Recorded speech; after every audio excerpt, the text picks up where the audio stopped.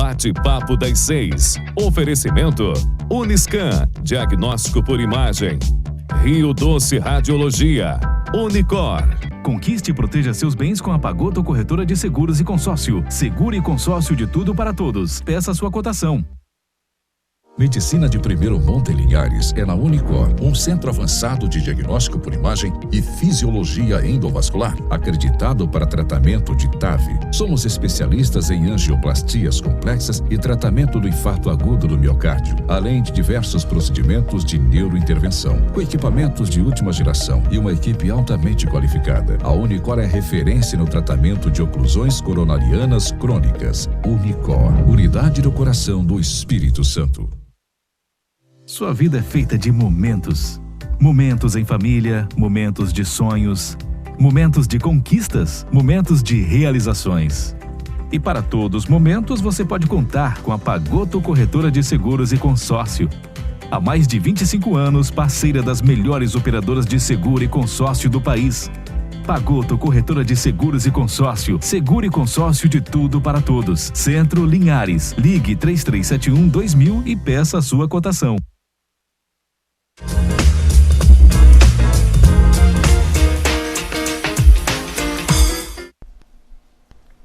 Olá, sejam bem-vindos a mais um Bate-Papo das 6, o seu programa de atualização e informação em saúde.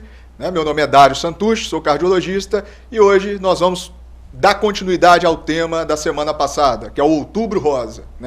Esse mês belíssimo que contempla essa campanha de prevenção do câncer de mama.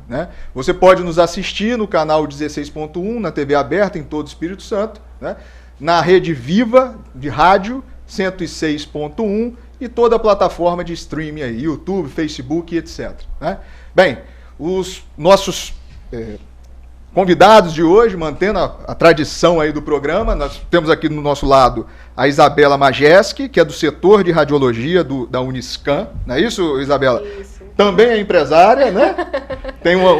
Ela produz um refrigerante delicioso que é o kombucha, Seja bem-vinda, Isabela. Obrigada, boa noite. É um prazer estar aqui falando um pouco sobre como que é a nossa rotina de mamografia como técnica, desde da recepção do paciente até finalizar o exame com a médica. Isso aí, vai trazer muita informação pra gente. E lá na ponta esquerda a gente tem a doutora Josiele Cerqueira, que é ginecologista, que é obstetra, mastologista, ultrassonografista, muita coisa, hein, Josiele? Parabéns, seja bem-vinda. Boa noite, um prazer estar aqui no programa. Isso aí. E convidado especial, mudando um pouco o formato do programa, tornando ele mais intimista, a gente tem a Priscila Machado, que é pedagoga, que vai compartilhar com a gente a sua experiência, não é isso? Sim, boa noite, obrigado pelo convite, é um prazer estar aqui com vocês. Exatamente. Você pode participar do programa através das redes sociais e também através do nosso WhatsApp, mandando perguntas, dúvidas e sugestões também. Bem, a gente queria iniciar o programa contando o relato aí, o case da Priscila Machado. Como é que foi essa questão? Compartilha com a gente a sua experiência, Priscila.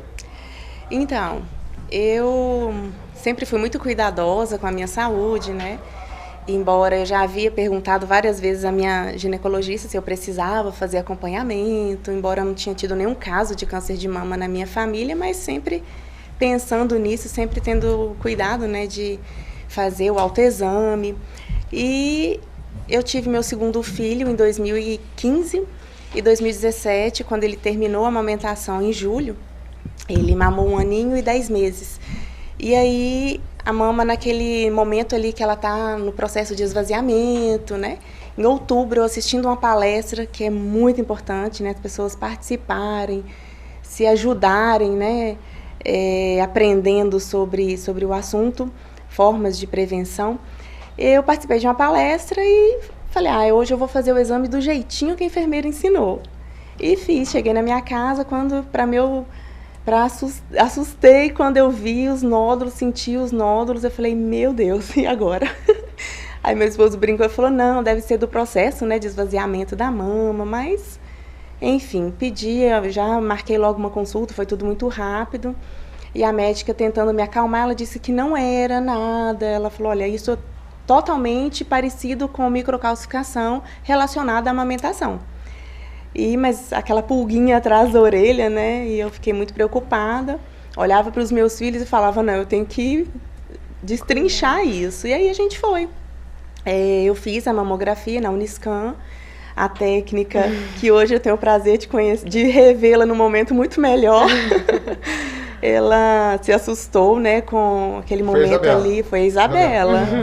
A mama muito densa e a gente precisa realmente se conhecer, né, conhecer bem o corpo. E eu percebi diferença na minha mama e eu quase nem consegui fazer o exame de tanta dor que eu senti.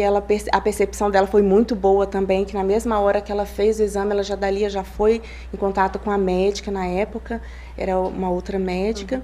E graças a Deus aquela médica foi muito atenciosa, ela fez uma ultrassom que não estava prescrito e dali a gente levou aquele susto, né? Foi muito choro ali mesmo perto delas, não pude me conter, foi um susto muito grande para mim. Então você estava dentro da clínica fazendo uma mamografia e aí ela foi sugestiva, ela achou que tinha alguma sugestão e acionou o médico que estava na clínica. Na clínica, isso aí. Eu já percebi que não era um exame de rotina, né? Nem pelo motivo também do que ela estava sentindo. Aí comuniquei à médica, ela preferiu, Isabela, leva a paciente para ultrassom, que a gente já vai fazer uma ultrassom nela, porque não está normal o exame, né? Aí já encaminhamos ela para a sala de ultrassom, fez a ultrassom para ela poder já ter um diagnóstico e não perder mais tempo, porque um câncer de mama, quando é detectado precocemente, a gente consegue ter uma grande chance de cura e ver a Priscila bem hoje assim já é bem feliz pra gente, né? Para os médicos da clínica, né? Então a clínica foi muito ativa, né? Ela detectou e já foi... Já, a gente tem costume... E já direcionou para o segundo exame que era necessário, vamos dizer assim. Quando a gente vê que um paciente está assim... já tem alguma alteração que é perceptível já no exame, no meu olhar técnico, a gente já tem todo o acesso ao médico para poder mostrar o exame e dali já seguir para um próximo diagnóstico, de uma ultrassom ou uma ressonância. Os médicos estão sempre ativos ali para poder dar todo o suporte para a nossa área técnica. Entendi. E aí? Aí você fez o ultrassom, e o que você sentiu? Conta essa experiência pra gente. Uma dor na alma. Muito medo, né? Eu acho que é uma notícia que eu falo que é um atestado de óbito sem data, já está assinado. É a sensação que uma pessoa que recebe diagnóstico de câncer tem. Eu acho quase todo mundo que eu converso fala, é isso mesmo, parece com isso mesmo. E é isso que eu senti. Mas, assim, em contrapartida, a gente encontra muito apoio. Ali, naquele primeiro momento, foi maravilhoso o apoio que eu recebi das meninas, né? Da técnica, da médica. Ela parou o exame, a gente conversou. Ela foi falando várias coisas, ali tentando me acalmar, que foi muito difícil aquele momento ali. Porque ela falou, olha, eu não posso mentir para você. Ela foi muito séria comigo. E foi muito bom isso, porque na outra semana eu ia viajar e eu ia ficar tranquila, porque... se ela não me falasse nada com a opinião que eu tinha da médica que não tinha visto um exame, que só estava palpando, eu ia sair dali e ia passar aqueles dias ali tranquila, né? E foi no dia 19 de janeiro esse exame. Eu ainda deixei passar um mês e pouquinho, né? Pensando assim, realmente a médica falou que não é nada, e a mama desinchou, então deve ser mesmo. Mas quando ali naquele exame eu vi aquele resultado, eu falei, meu Deus... dói muito, dói lá dentro. Perdeu o chão, assim, né? Perdi o chão. Cheguei na minha casa, meu marido estava com os meus filhos, que eu tinha ido para fazer um exame, aparentemente normal, né? Aí eu olhei para ele assim, eu desabei, falei, olha, tem uma notícia para você que não é legal. E ele já ficou viúvo uma vez, então isso pra gente foi muito pior do que parece. Mais traumático, Mais né? traumático. Ele já perdeu uma esposa, um bebezinho na barriga, então para ele... eu imagino que se para mim foi ruim, para ele foi 2 vezes ruim. Nossa, e aí eu olhei para ele e falei, olha, eu acho que eu vou morrer. Ele falou, como assim? Aí eu falei, né? Ele falou, não. Dali ele me abraçou assim e tal. E saiu e falou, deixa eu fazer umas ligações. E liga para Casa Rosa, e foi fazendo um monte de ligação. Eu falei, gente, pra quê que ele tá marcando esse monte de consulta? Isso não vai dar certo. Muito medo, aquele primeiro momento assim. É o que as pessoas sentem realmente, assim, aquela vontade assim, vou desistir, agora acabou, não tem jeito mais. Mas Deus é maravilhoso, né? E a gente tem uma fé também, meu esposo, ele é pastor, e a gente já lida com essas coisas, né, na vida dos outros, então na nossa vida a gente recebeu o apoio das pessoas, o apoio da igreja, da família, que foi sensacional. Eu falo que nesse momento a gente conhece as pessoas de verdade, né? E graças a Deus, foram passando os dias, as portas foram se abrindo. A minha médica, eu liguei para ela lá da viagem e falei, marca uma consulta para mim. Faz alguma coisa. Ela falou, não, vou arrumar tudo para você. Mandei para ela as fotos, que ela também trabalha com ultrassons. E aí ela viu as imagens, ela falou, Pri, a gente precisa correr. Porque a visão, né, pela imagem já dá para perceber o tipo de tumor, e foi um tumor muito agressivo. Foi HER2 positivo, invasivo, grau 4 e tudo assim. As chances eram pequenas, como a minha oncologista falou um dia para o meu marido, falou, olha, não crie expectativas, aproveite o máximo porque a gente não sabe. Não, que linda história, né? Mas graças a Deus tudo se reverteu, e eu falo que os médicos na minha vida, eles foram pessoas maravilhosas desde o momento do exame, sabe? Foram pessoas, o primeiro contato. Depois eu fui analisando tudo e eu vi que foi assim, Deus que colocou as pessoas certas na minha vida. Poxa, parabéns. Graças muito emocionante a sua história. Tá? Parabéns mesmo. Tá, e aí, como é que foi o processo do tratamento? Me conta. Então, eu fiz o meu tratamento na Medquímio, em Vitória, na Serra. Na Serra? Eu optei por lá, por algumas facilidades, né? Sim. E já que a rádio ia ter que ser lá, eu já sabia que eu ia passar pelos processos todos. Eu conversei com a mastologista que fez a biópsia. A biópsia eu fiz pelo plano mesmo ali em Colatina. E ela falou, querida, você vai passar por todos os processos. Pelo que eu estou vendo, tudo indica que você vai passar pela rádio, pela químio, por tudo. Uhum. Então, eu já fui meio assim, falei, vou fazer tudo em Vitória, que já está tudo lá, os médicos se conversam, né? E aí, eu encontrei a minha médica maravilhosa lá, a doutora Laila, pessoa maravilhosa também. Meu mastologista, o doutor Cleverson. E eles foram, assim, sensacionais. E aí, graças a Deus, o tratamento foi conduzido, né, de uma forma bem legal. Ela fez a quimioterapia. Eu usei, vou falar os nomes que a doutora vai saber. Docetaxel como quimioterápico, né? Perjeta e Herceptin como terapia-alvo, devido ao tipo do tumor. E graças a Deus também foi um tumor não genético. Isso favorece muito, né? E hoje eu fiz a quimio 9 sessões, terminei em outubro, 3 de outubro foi a última quimio, fiz a rádio 16 sessões lá com o doutor, no IRV, com o doutor Carlos, maravilhoso ele, né, gracinha. E estou aqui para contar a história. Estou fazendo hoje anastrozol, que é um remédio durante 5, 10 anos. Vamos ver como é que vai ficar. Perfeito. Muito obrigado por compartilhar o seu relato, sua experiência. Muito bonita a sua história. Tá? Obrigada. Olha só, Jaciele, vamos destrinchar um pouco isso aí? Né? Vamos lá. É comum uma paciente gestante fazer o diagnóstico assim? Gestante não, ela é puérpera, né? Isso. Você tinha acabado de ganhar o bebê, né? Não, ele estava com 1 ano e 10 meses. Foi quando eu parei a amamentação. Ah, sim, você parou a amamentação. Isso. Isso é comum da gente detectar após uma gestação ou não? Sim. No caso dela, a gente não consegue definir como do ciclo gravídico puerperal, porque a gente considera só até 1 ano pós ter ganhado o neném, né? Foi 1 ano e 10 meses. De qualquer forma, é comum essa proximidade, porque durante a gestação a gente tem uma descarga hormonal, uma variação hormonal muito grande, né? Então, às vezes as pacientes acabam, não seria nem negligenciando, mas acha que aquela alteração palpável ali é por conta da amamentação, é por causa do leite que está empedrado, enfim. E aí, no caso da Priscila, a gente entra no âmbito da mamografia diagnóstica. Ela já tinha um sintoma e ela buscou fazer os exames para destrinchar o que era aquilo que ela estava sentindo, né?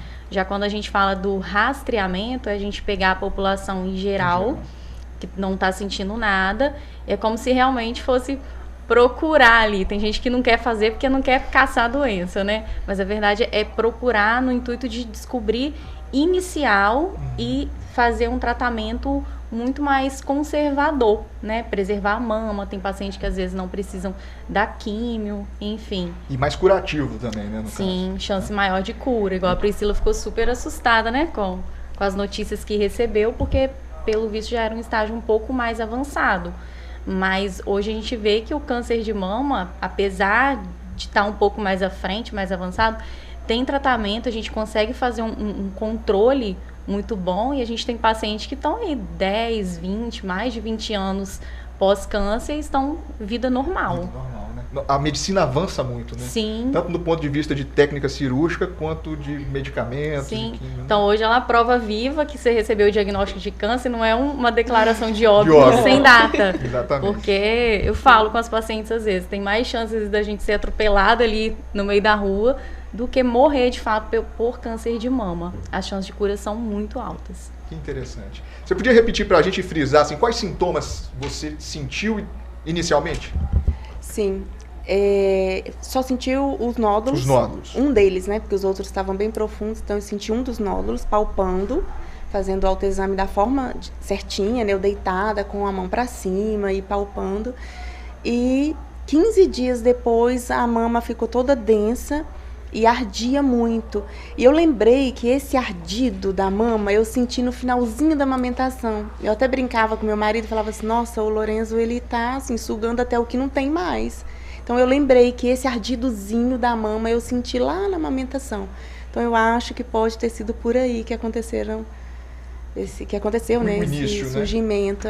Isso é o mais comum, Josi? O sintoma ou não? Não, a maioria das vezes é assintomático. É assintomático. Sim, por isso que caiu por terra aí uns anos atrás a questão do autoexame, né? Que não é mais recomendado em relação ao rastreamento. Não serve para rastrear porque a partir do momento que você já palpa uma alteração, você já não está ali tão inicial. Você perdeu algum tempo, Você perdeu um tempo. Então, o autoexame é para a mulher realmente se conhecer, perceber que algo está diferente. Às vezes, até no intervalo, fez a mamografia em outubro desse ano, vai fazer só outubro do ano que vem, mas, sei lá, em janeiro ela... Opa, percebi uma coisa diferente aqui. Então, não vai aguardar até outubro. Ela vai procurar esse atendimento antes. E qual que é a idade, isso é até uma pergunta da Miriam, da Aliança Jovem, qual que é a idade inicial para se fazer mamografia? Ideal. Mamografia, existe uma divergência entre o Ministério da Saúde e a Sociedade Brasileira de Mastologia, junto com o Colégio Brasileiro de Radiologia. O Ministério da Saúde recomenda a partir dos 50 anos. Porém, a Sociedade Brasileira de Masto, junto com o Colégio de Rádio, a gente recomenda que seja feito a partir dos 40 anos anualmente. 40 anos anualmente? Anualmente. Antes desse período, somente se a paciente for estratificada como de alto risco. Então, aí a gente precisa antecipar com a mamografia e às vezes lançar a mão até da ressonância e da ultrassonografia. Então, nesse sentido, ir no médico, no ginecologista obstetra ajuda muito, né? Para detectar se é de alto porque risco. A maioria das vezes é o ginecologista que consegue identificar, né, risco, né? Um risco mais ou menos básico, vamos dizer ali, e aí encaminha para o mastologista para poder definir. Porque às vezes tem paciente que fala, a avó da minha, sabe, uma parente distante, e às vezes ela fica desesperada, achando que tem alguma relação familiar e não tem, porque a relação é com parentes de primeiro grau. Primeiro grau. Isabela, você que domina esse assunto aí da mamografia, né?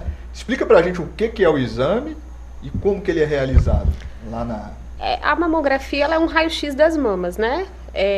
A gente posiciona o paciente, são 2 tipos de posicionamento, de crânio e médio, para poder conseguir alcançar a axila da paciente. A gente tem todo um preparo para poder realizar o exame. Tem também agora as imagens complementares que a gente realiza e a tomossíntese. Mas assim, de início, de rotina, né? A paciente ela vai fazer mamografia, são 2 posicionamentos. É tranquilo, menos de 10 minutos a gente realiza o exame. Eu brinco até com as pacientes, eu falo assim que o posicionamento às vezes incomoda mais do que a compressão, porque é tão rápido que eu falo assim, gente, não pode deixar de fazer o exame, porque é o que detecta precocemente o câncer de mama, entendeu? É 1 vez por ano. Aí eu vejo às vezes uma paciente que ficou 2, 3 anos sem fazer, eu falo assim, gente, vamos tirar o mês do aniversário para poder fazer mamografia, sabe? Para não esquecer, porque é um exame muito importante para a mulher. A partir dos 40 anos, Na sua experiência, elas reclamam de dor quando realizam o exame? Isso é muito relativo, muito relativo, vai de cada paciente. Se a paciente tiver muita sensibilidade, a gente entende que realmente dói.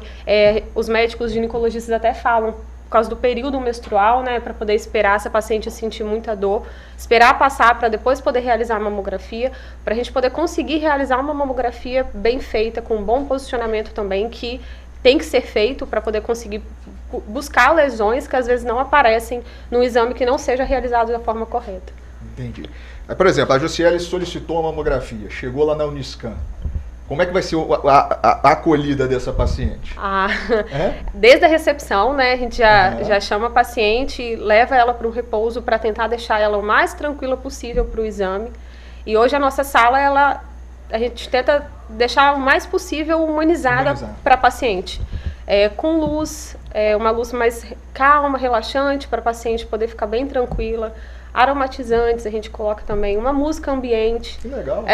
Isso tudo eu trouxe de ideia para a clínica adotou, porque eu fui fazer um curso de mamografia e a sala era assim, dentro de um hospital público. Eu falei, gente, por que não, né? Falei, a gente tem que trazer isso, trazer o melhor. Porque a paciente chega nervosa, principalmente aquelas que são o primeiro exame, né? Ouve falar de uma amiga que foi, ai meu Deus do céu, doeu. Mas quando vê, fala assim, gente, eu não acredito que é só isso. Então, assim, é muito relativa a dor, a dor é muito relativa. E tem algum cuidado especial, por exemplo, sei lá, sutiã, hidratante, alguma coisa que elas não podem se prepara para fazer o exame? A gente pede para não passar hidratante na mama, até por conta da compressão, na hora da compressão, para não escorregar, né? Por causa do compressor. E o desodorante a gente pede para evitar. Mas assim, se for fazer mamografia com esse item de desodorante ou hidratante, a gente não vai deixar de fazer. A gente faz a limpeza da mama e consegue realizar também o exame normalmente. Perfeito. Isso aí. Chegamos ao final do primeiro bloco, né, contemplando aí o Outubro Rosa, falando sobre câncer de mama, com um relato emocionante da Priscila Machado, uma história de vitória, né? Estamos aqui com a Isabela Majeski, que é radiologista da Uniscan, a doutora Josiele, que é ginecologista e mastologista, e a gente vai voltar no segundo bloco falando mais sobre câncer de mama e Outubro Rosa.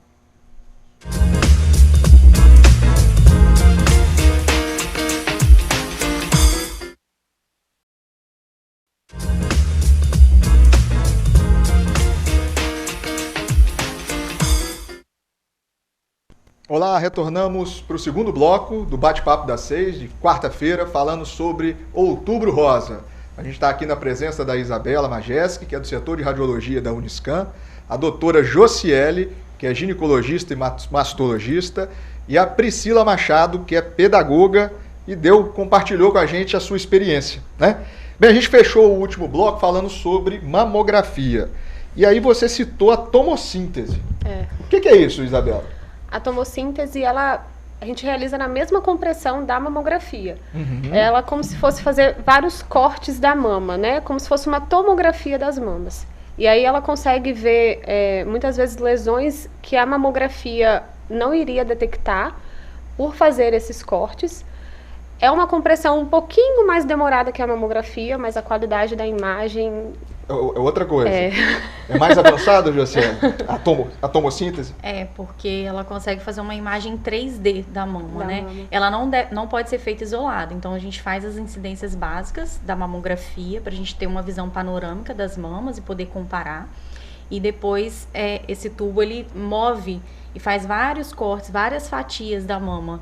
Então, o computador monta essa imagem em 3D e fica muito mais fácil a gente ver lesões não calcificadas, que seriam as assimetrias, as distorções e, às vezes, nódulos também. Porque a mamografia, ela só vê, né? 2D é só uma imagem como se fosse reta. Ela consegue... Sim. A tomossíntese, ela aumenta aí em mais de 30% a chance de diagnosticar um carcinoma invasivo. Porque a mamografia 2D é a melhor para a questão do carcinoma ductal in situ, que são as lesões iniciais que a gente bate na tecla aí que tem que fazer mamografia. A tomossíntese, ela já não é tão boa para as microcalcificações, mas as lesões que não são calcificadas, ela é perfeita. Perfeita. E essa questão da ultrassonografia, ela substitui a mamografia ou não? São exames... São complementares. A ultrassom é um exame complementar. Então, a mamografia deve ser feita anualmente em todas as mulheres a partir dos 40 anos. E dependendo da classificação que vier, né, uma classificação que tem lá no final de BIRADS, enfim, ela pode sugerir que seja feita uma complementação e, às vezes, na observação, pode sugerir que as mamas são muito densas, que recomenda também fazer uma avaliação pela ultrassonografia.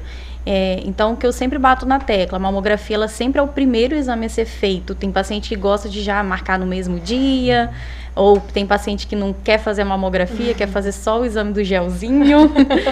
e não é bem assim, a mamografia ela tem que ser feita e tem que ser levada no dia do ultrassom, para a gente poder fazer um exame direcionado. Então, se eu tenho uma lesão na mamografia que é inconclusiva e eu preciso complementar, é muito mais fácil eu encontrar ela, sabendo que ela está ali naquela localização, eu vou com o transdutor e procuro ela, né, com mais atenção, enfim. Porque às vezes num exame Você tem um mapa, né? Exatamente. Ó, na mamografia ela tem um endereço certo, então você vai procurar naquele localzinho. Porque às vezes no exame de rotina é muito operador dependente, muito máquina dependente. Então às vezes você passa um pouquinho mais rápido, uma lesão muito pequena que passa desapercebido. É muito comum isso acontecer. Então eu sempre, quando os pacientes chegam lá para fazer ultrassom, eu já pergunto, cadê a mamografia? Ah, não trouxe, não fiz. Eu falei, então a gente vai remarcar o exame, porque eu preciso da mamografia para fazer um exame direcionado, porque é muito mais elucidativo para a paciente, para o médico assistente, a gente fazer esse laudo já, vamos dizer, com laudo casado. Esses laudos eles têm que conversar entre si. No caso da Priscila, foi importante demais, né? Sim, no caso dela ela já foi perfeito, porque ela fez a mamografia, a Isabela já viu uma coisa diferente, chamou a médica já passou o olho ali no ultrassom, então adiantou a vida dela 1000 anos. Agora pensa se ela fosse fazer um ultrassom, aí ela ter que fazer depois a mamografia e depois alguém ia ter que correlacionar os dois exames, nisso aí ela ia perder muito tempo. Às vezes até 2 meses. Sim. O quê? Às vezes até 2 meses aí esperando um tratamento que ela poderia já estar começando, Sim, né? Porque as pacientes às vezes acham que está adiantando fazendo os dois exames juntos e às vezes acaba atrasando. Tá. Uma questão que sempre surge das perguntas da internet aqui, eu posso fazer, no caso ela, né? Ela pode fazer mamografia tendo silicone, prótese mamária? Pode e deve, inclusive. Isabela, melhor que eu. Tem um posicionamento, a gente faz as incidências padrões e faz uma incidência especial para quem tem prótese, que a gente afasta um pouco mais a prótese, puxa o tecido mamário para a gente tentar pegar o máximo de tecido possível. Então, as pacientes devem realizar a mamografia mesmo com implante. E muitas vezes as pacientes elas ficam com medo meu implante vai estourar, como é que vai fazer com compressão? Mas a gente usa uma técnica manual, a compressão não é igual de uma mamografia sem implante, é diferente, então a gente consegue comprimir menos, mas não perdendo a qualidade do exame também, mas para trazer uma boa qualidade de imagem, mas não deixar de fazer o exame da paciente com implante mamário. Sim. Vamos lá, homem pode ter câncer de mama? Eu acho que isso é pouco disseminado aí na sociedade. Pode sim, principalmente aqueles que têm uma história familiar positiva. Então o homem tem um risco maior de ter câncer e passa muito desapercebido. Geralmente quando a gente descobre já está avançado, porque o homem não é atento à mama, às vezes palpa alguma coisa, acha que é só a mama que cresceu um pouquinho, quando vai ver já está num estágio mais avançado. E a propedêutica é parecida ou não? Mesma coisa, o primeiro exame, mamografia. Mamografia? Sim, inclusive para homens que têm ginecomastia, que é aumento mamário mesmo, seja por medicamento, enfim. Exatamente. Padrão ouro é mamografia. Parece estranho, né? Mas é dessa forma que a gente começa. Eu que sou cardiologista, eu tenho muito no consultório isso, algumas medicações da cardiologia que causam ginecomastia. E aí surge aquela dúvida, vai para o mastologista, investiga. Geralmente, isso é habitual. O pessoal, quando não vai no mastologista, ou outro médico assistente, enfim, já pede ultrassonografia. Mas o padrão ouro também é mamografia. É mamografia, né? Que interessante. E na cardiologia, aí só para se atentar, tirou o remédio, volta tudo ao normal. Sim. Tá? Pode ficar tranquilo. Muita gente me indaga assim, meu médico que fez isso em mim, mas calma aí. Né? Tá. E sua experiência sobre a mamografia? Você sentiu dor? Sim. Então, eu senti porque a mama estava lesionada, né? E ela estava muito densa, estava já dolorida, né? Tinha muita microcalcificação, então senti. Mas não é motivo para deixar de fazer. De fazer. Não Exatamente. é motivo. Eu até brinco com o meu mastologista e falo agora, ainda bem que eu só preciso fazer a ressonância, né? Porque no meu caso agora é só ressonância, mas a mamografia é primordial. É muito importante. É muito né? importante. Foi ali que eu descobri a minha chance de viver de novo, de continuar vivendo, né? De rasgar a sua declaração de óbito. De óbito, É tá isso? rasgada. Aquela nem existe mais. Exatamente. Graças a Deus. Josi, vamos lá. O que a gente tem de propedêutica de exames para o câncer de mama? A gente tem ultrassom, tem mamografia, tomossíntese, mais alguma coisa? Tem a ressonância também, que não é um exame de rastreamento, mas que em alguns casos específicos a gente pode lançar a mão. Pacientes que têm alto risco, aquelas que já têm mutação conhecida, ou uma história familiar muito importante, pacientes que fizeram irradiação torácica na infância, pacientes que às vezes faz o exame, mamografia e ultrassom, percebe alguma alteração axilar, mas não encontra nada na mama, aí a gente pensa em carcinoma oculto e aí ressonância é um ótimo exame para poder tentar elucidar se existe realmente alguma lesão ali na mama. Mas não é um exame de rastreamento, porque é um exame que ele é muito sensível, mas ele é pouco específico. Às vezes ele capta umas áreas, vamos dizer assim, que não tem nada a ver, mas captou, realçou ali e a gente acaba tendo que biopsiar, às vezes à toa, enfim. Então ela tem uma sensibilidade um pouco menor. Entendi. Então, assim, não é para eu sair pulando, achando que eu estou fazendo bem, partindo para a ressonância de uma vez. Não, de jeito nenhum, né? Porque, na verdade, eu falei, ela tem uma especificidade menor. Menor. Você faz a ressonância de quanto em quanto tempo, Priscila? Agora uma vez por ano. Uma vez por ano? Isso. É um exame incômodo? Não, eu durmo. Você Não dorme? tem nada de incômodo. Quanto tempo mais ou menos é uma ressonância?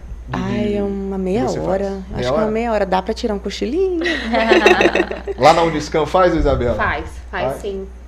Faz acompanhado pela doutora Natália, que ela lauda, especialista, né, em laudos de ressonância, em mamografia também, ela faz todo o acompanhamento da paciente, faz sim. Faz lá. Tá. Então vamos destrinchar ainda mais o seu caso, né, pra gente entender e aproveitar muito vocês.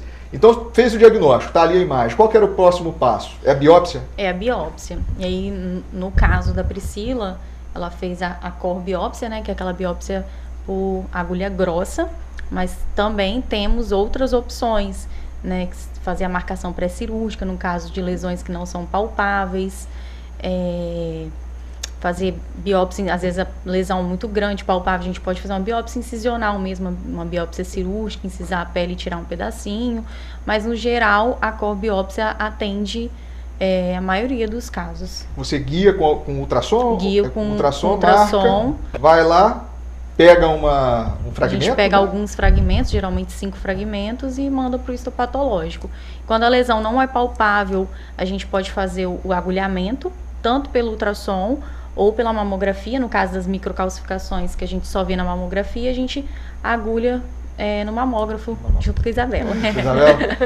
E aí então pega, vai para o laboratório e isso é estudado para ver se... A gente marca com a agulha e aí a paciente vai para o centro cirúrgico. Centro cirúrgico. Isso, incisa ali e a agulha a gente é o fio guia, né? A gente através dela vai até a ponta do arpão e tira a área de interesse e manda para o histopatológico também. E compartilhando com vocês também a experiência minha de casa, quando eu era mais jovem, né, tinha 16 anos, a minha mãe tinha muito fibroadenoma.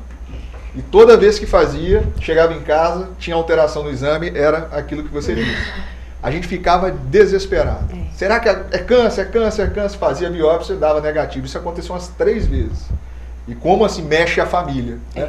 Como é que comove isso? Até a gente esperar o resultado da biópsia, eu lembro como se fosse hoje, assim, né? E vamos lá. E aí, o que nós temos hoje de tratamento? Então, o tratamento, ele é muito individualizado, né? Dependendo do tipo do tumor, da imunistoquímica, do grau, enfim. Então, a gente hoje tem quimioterapia, radioterapia, terapia-alvo, e a cirurgia conservadora, cirurgia mais radical, enfim. Não é uma receita de bolo. Cada paciente tem um tratamento individualizado. Igual está acontecendo com tudo na medicina, né? Está sendo muito individualizado tudo, né? Cada pessoa... Sim, a idade interfere, né? São vários fatores que a gente analisa para poder definir por onde a gente vai começar, se pela cirurgia, se pela quimioterapia, dependendo do tamanho do tumor. Câncer não é igual mastectomia total. Igual, não. Né? Tem esse vamos dizer, essa questão disseminada, né? Sim, às vezes o paciente já condenou a mama ali, e às vezes tem paciente que já chega lá, doutora, quero que tira tudo, e às vezes é uma lesão pequenininha ali, que a gente consegue fazer uma cirurgia conservadora, e o prognóstico não muda, sendo mastectomia ou o quadrante, né, que a gente fala. Isso vai de acordo com a localização e o tamanho mesmo da lesão. Eu acho que um caso muito emblemático disso, que acendeu muita gente, foi a Angelina Jolie, né? Sim, ela fez preventiva, vamos dizer. Joia. Terminamos o segundo bloco, dia especial hoje, Outubro Rosa, segundo programa, né, sobre essa série do Outubro Rosa. E é isso aí, a gente está aqui com a Isabela Majeski, que é do setor de radiologia da Uniscan, a doutora Josiele, que é ginecologista e mastologista, e a Priscila Machado, que é pedagoga, que está compartilhando a sua experiência conosco. Voltaremos no terceiro bloco falando sobre cirurgia, entre outros detalhes.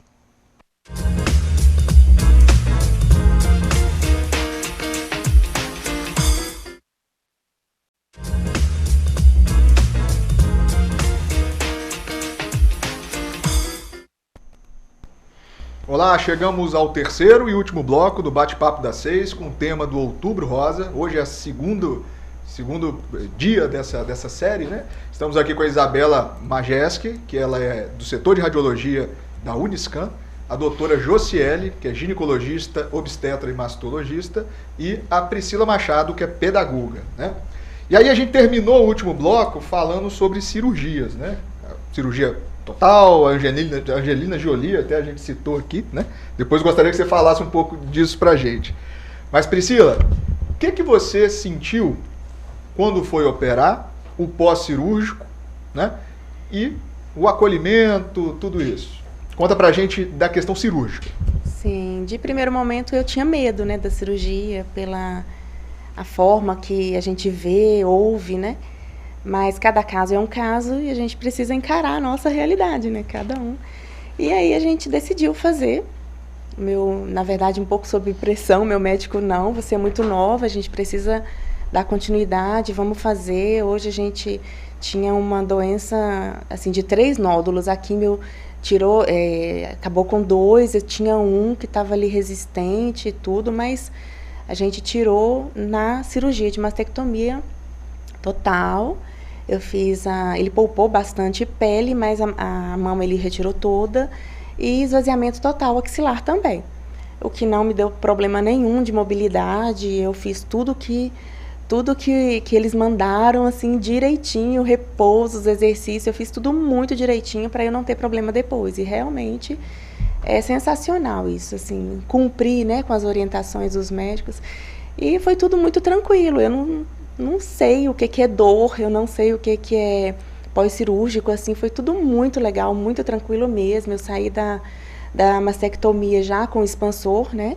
E a cada semana a gente voltou ali para ir colocando o soro, para ir expandindo a pele. E 1 ano depois eu fiz a reconstrução. É outro momento, é muito legal, é sensacional esse momento da reconstrução. E agora já estou no processo de finalização, vou fazer uma ressimetrização da mama e estou curtindo a beça, isso aí. Tá muito legal. Josiele, doutora Josiele, essa questão do expansor.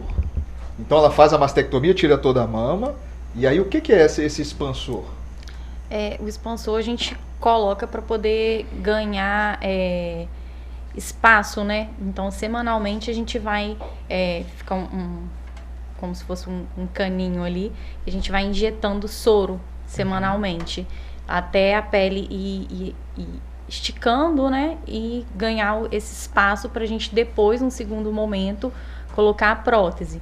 Porém, a gente também tem a opção de colocar a prótese imediatamente, já fazer a reconstrução imediata, até com simetrização, até pelo Sistema Único de Saúde. No mesmo ato? No mesmo ato. Então, vai de acordo com o que o serviço dispõe, né, naquele momento e com o quadro da paciente, né, com o perfil dela, enfim, a individualidade do caso dela, a gente consegue definir se vai fazer imediata, se vai fazer tardia. A gente tem também a lipoenxertia, que é uma outra opção também, para tentar ir ganhando essa pele. E para as pacientes é assim, fundamental, porque quando você pensa em câncer de mama, você já pensa que você vai ficar sem a mama, mutilada, ou mesmo que você tire um pedaço da mama, ela fica diferente da outra. Então, ter esse serviço de poder reconstruir imediatamente, mesmo que com o expansor, com a prótese, já dá um volume ali do que a paciente ficar só com aquela cicatriz e se enxergar mutilada no espelho. Então, tem muito essa questão estética que vem para o cunho psicológico, né? Porque a mama é um órgão estético, né? A gente nasceu com a mama e a gente, né, se enxerga com a mama e de repente você se vê no espelho sem mama mais. Então, a maioria dos serviços já dispõe da reconstrução mamária, seja imediata ou tardia, e depende de cada serviço. E por que no caso dela foi 1 ano depois, por exemplo? Tem alguma peculiaridade? Porque ela colocou o expansor e aí ela vai expandindo. Ganhou semana, esse tempo? Semana a semana, ou às vezes pausa um pouquinho para essa pele ganhar esse espaço para fazer a troca. E também para a gente acompanhar a questão de uma recidiva local. Então, a gente às vezes espera 1 ano para poder repetir os exames, né, fazer o controle e ver que ela está ali curada daquele câncer localmente, e aí poder fazer essa troca pela prótese. E sempre faz o esvaziamento axilar também, ou não? Não, hoje em dia são pouquíssimos casos que a gente faz o esvaziamento. É o máximo conservador possível, né? A gente já tem estudos que mostrando que se a paciente tiver 1 ou 2 linfonodos positivos, apenas a gente pode fazer a radioterapia, colocar a axila no campo da radioterapia e irradiar a axila. E aí a gente diminui as complicações. A Priscila, graças a Deus, não teve, mas existem pacientes que ficam muito sequeladas com o esvaziamento axilar, porque às vezes a gente pode lesar algumas estruturas ali, e aí a paciente às vezes queixa dormência, às vezes fica com aquele linfedema, né, aquele braço bem inchado. Então, hoje em dia, cada vez menos tem feito o esvaziamento axilar, mas é individual também. Também é individualizado. Né? Priscila, conta pra gente o que você sentiu por estar mastectomizada. Foi muito traumático, foi tranquilo para você, e a reconstrução é importante para a mulher? Sim. Até que eu falo assim que o cabelo, embora eu gosto muito do meu cabelo cacheado, não senti assim tristeza de ver carequinha, eu curti aquele momento. A mastectomia, eu coloquei na minha cabeça assim, olha, eu preciso chegar em casa, me olhar no espelho antes dos meninos, que eu tinha os meninos bem pequenininhos, né, 2 e 5 anos, mas eu tenho que mostrar para eles que tá tudo bem. Então, assim, por mais que talvez eu fosse me sentir triste, quando eu cheguei em casa, o meu pequenininho de 2 anos falou comigo assim, mamãe, cadê o Dodói? Eu falei assim, não tem mais Dodói. Aí ele falou assim, aquele monstro terrível foi embora. Eu falei, foi. Então não tinha como ficar triste. Eu olhava para aquilo e falei, isso aqui é só cicatriz. Tudo que eu preciso agora é viver, porque eu tenho esses meninos e eu preciso viver por eles. É por eles que eu estava lutando, né? Então, depois que o monstro terrível foi embora, não doeu ver aquela cicatriz. Mas a reconstrução foi muito legal, assim, claro, né? A mama, eu sempre brinco e falo assim, a mama é a parte que eu mais acho bonita no corpo da mulher. Se eu já olhava antes, agora eu olho mais. Reparo. E realmente foi maravilhoso poder reconstruir. Eu já estava assim, também pensando, quem sabe eu não vou poder reconstruir, porque tem situações, né, que são tão invasivas que talvez não dá possibilidade de reconstrução, mas no meu caso deu. Mas eu estava preparada, podia ser um sim, podia ser um não. Aí ele falou, não, a gente vai reconstruir. Depois da cirurgia ele foi no quarto, falou, explicou. E aí eu dei aquela aliviada, mas foi tudo bem. Graças a Deus, assim, eu passei muito bem em tudo isso. Eu decidi no meu coração, na minha cabeça, que eu tinha que passar bem para eles também passarem bem por esse processo. Porque, de alguma forma, já ia ser traumático para eles. Se eu ficasse mal, ia ser pior ainda, né? Então eu falei, não, eu tenho que viver bem esse tempo para eles também ficarem bem. A mente é 50% do negócio, né? Ela adoece ou cura o corpo, né? A prevenção, mudança de estilo de vida, eu acho que tudo isso que a gente vem conversando ao longo do bate-papo das 6 é muito importante. Isso. Vamos lá, Josiele. Essa questão da Angelina Jolie, né? É um caso muito específico. É comum fazer essa detecção de DNA, BRCA2 ou não? Como é que funciona isso? A partir de uma história familiar, ou nem precisa você ter uma história importante. Se você tem um parente de primeiro grau e você quiser ou puder fazer o teste genético para ver se tem alguma mutação, porque a gente pode fazer profilaxia, seja com medicação ou seja com cirurgias redutoras de risco, né? Que no caso a Angelina fez a mastectomia, adenomastectomia profilática. E a gente tem também a oforectomia, porque... Tem correlação, né? Sim, também tem correlação com câncer de mama, com alteração de BRCA. Então, essas cirurgias são redutoras de risco, elas não vão isentar a mulher de ter o câncer de mama, mas reduz aí exponencialmente. Excelente. Chegamos ao final de mais um Bate-Papo das 6. Talvez um dos melhores programas que nós tivemos aqui, eu achei muito interessante, né? Parabenizar a Priscila por todo esse sucesso, né? E queria deixar aí a Isabela Majewski. Muito obrigado pela presença. Kombucha Linhares, quem quiser, @Kombucha Linhares. Eu gosto muito, hein, gente? Recomendo. Palavras finais, considerações finais. Queria agradecer a oportunidade por estar falando um pouco do que é o exame de mamografia. E pedir também para as mulheres que estão nos assistindo não deixar de fazer o exame. É uma vez por ano, quando é de rastreamento, né? É rápido, demora menos de 10 minutos, a gente consegue realizar um bom exame que pode detectar precocemente um câncer de mama e salvar a sua vida. Então, tira aí o mês do seu aniversário para não esquecer, vamos nos cuidar, porque é o que vai detectar precocemente a mamografia. Prevenção, a chave do sucesso, né? Com certeza. Doutora Josiele, muito obrigado pela presença. Pode te encontrar no Rio Doce, você trabalha no Rio Doce, consultório particular. E na Uniscan. Isso aí. Muito obrigado pela presença. Eu que agradeço o convite. Reforçar mesmo, aproveitar o Outubro Rosa, né, que é esse movimento internacional de conscientização da prevenção do câncer de mama. Então, colocar os exames em dia. A maioria das pacientes não fizeram os exames em 2020 por conta da pandemia, então tem gente aí de 2019, de 2018, 2021 já está acabando, então uma ótima oportunidade para poder colocar a mamografia em dia. Excelente. Priscila, pedagoga, muito obrigado pela presença, foi muito bacana ter você aqui conosco, é muito emocionante sua história de vida, e é isso aí, considerações finais, fica à vontade.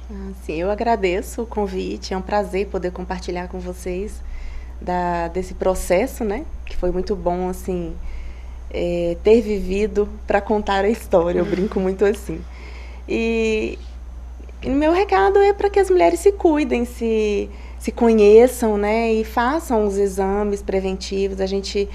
O exame não previne a doença, mas previne de pegar em um estágio avançado, que pode ser fatal, né? Então, a gente precisa, sim, se cuidar, não ter medo de encarar o problema se ele estiver ali. A gente precisa pegá-lo o quanto antes para brigar com ele e vencer essa guerra. Isso aí. Bate-Papo das 6 encerra aqui. Semana que vem, quarta-feira, de novo falando sobre o Outubro Rosa. Será aí talvez o mês inteiro falando sobre essa questão tão importante. E fica a dica aí, fica a sugestão.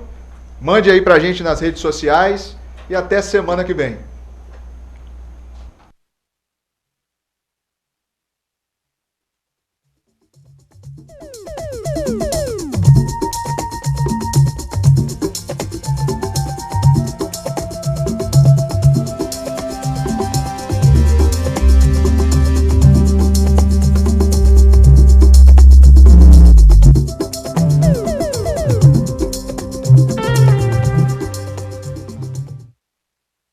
Bate-Papo das 6. Oferecimento Uniscan, diagnóstico por imagem.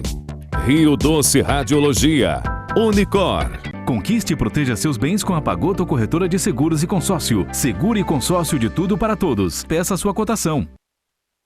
Medicina de Primeiro Monte em Linhares é na Unicor, um centro avançado de diagnóstico por imagem e fisiologia endovascular, acreditado para tratamento de TAV. Somos especialistas em angioplastias complexas e tratamento do infarto agudo do miocárdio, além de diversos procedimentos de neurointervenção, com equipamentos de última geração e uma equipe altamente qualificada. A Unicor é referência no tratamento de oclusões coronarianas crônicas. Unicor, Unidade do Coração do Espírito Santo. Sua vida é feita de momentos. Momentos em família, momentos de sonhos, momentos de conquistas, momentos de realizações.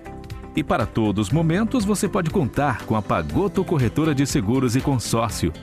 Há mais de 25 anos, parceira das melhores operadoras de seguro e consórcio do país. Pagoto Corretora de Seguros e Consórcio. Seguro e consórcio de tudo para todos. Centro Linhares. Ligue 3371-2000 e peça a sua cotação.